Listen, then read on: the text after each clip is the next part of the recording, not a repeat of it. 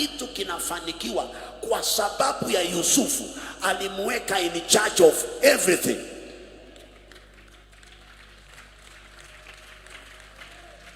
Lakini tatizo ni kwamba mke wa Potifa akamuona Yusufu, akasema jameni, nimeolewa na Zuzu, mume ni huyu kijana.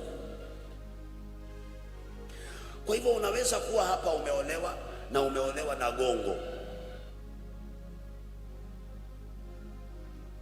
umeolewa na Nabali, bora tu mume.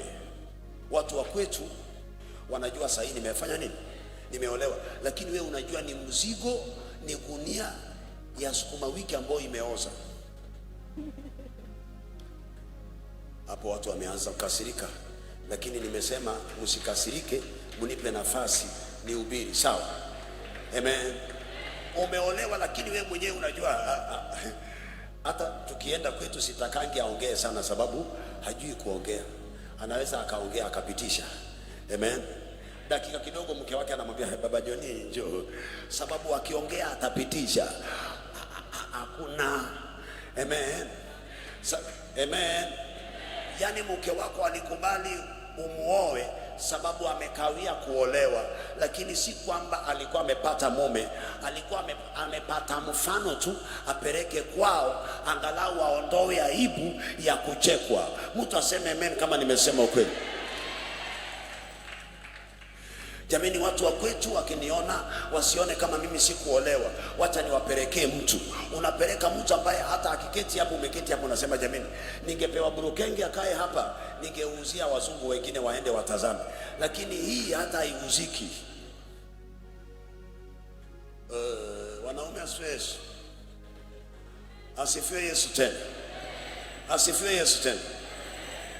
Na wakati mwingine unaoa mtu ambaye tangia umuoe maisha inateremuka, ni kama iko kwenye mteremko. Hakuna kitu unamwachia, unarudi unaipata ikiwa sawa. Chochote umempatia hakuna inaisha. Inabidi umfanye kuwa mke kwa ajili ya kulea watoto, na pia umfundishe, lea watoto hivi, hapana usifanye hivyo. Jamani, hii remote niweka wapi? Hizi viti zipanguze, fanya hivi, fanya. Na wewe ni mwanaume unamfundisha kutengeneza nyumba yake. Mtu aseme amen. Sema amen tena. Muulize mwenzako, kwa hayo mawili wewe unaingilia wapi? Biashara ya tomato ulianza ikaanguka, ya mahindi ilianguka, ya cereals ilianguka, biashara ya nguo ilianguka, ya viatu ilianguka, ya viazi ilianguka, biashara ya cosmetics ilianguka, biashara ya kuuza nyama butchery ilianguka, biashara yote, chochote ambacho unaguza inaanguka. Loan uko nayo, loan nyingine, tena umepanga kuenda kuchukua loan.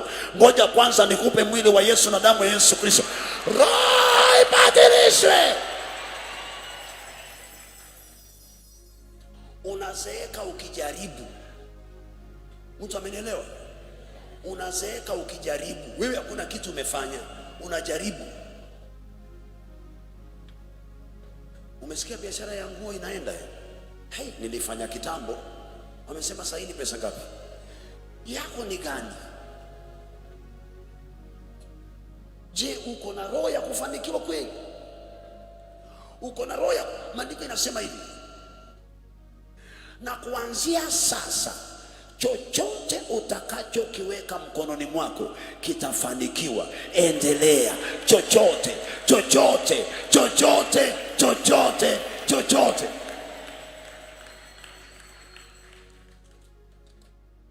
Yani kijana ako na roho ya kutunza ndoa kuliko mwenye ndoa.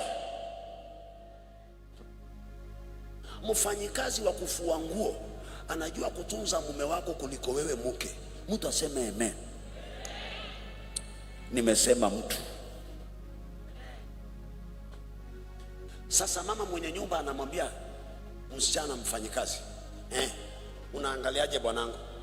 Ninaona vile siku hizi mnaangaliana. Wacha kurukaruka, pokea roho ya kutunza. Wacha kujitupa. Ukiwa na roho hautamuonea mfanyikazi wivu.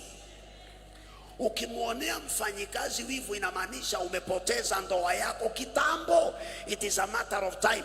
Na isipochukuliwa na huyu mfanyikazi, yule secretary ataichukua.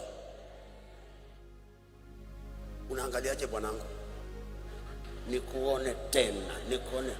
Wewe ni mfanyikazi wa nyumbani, wewe huwezi kuwa mke wa mtu. Umenisikia? Umenisikia? Rudi ukapike, rudi. Naongea ukweli. Ni wewe ndiye hauna roho ya kutunza ndoa, imeenda.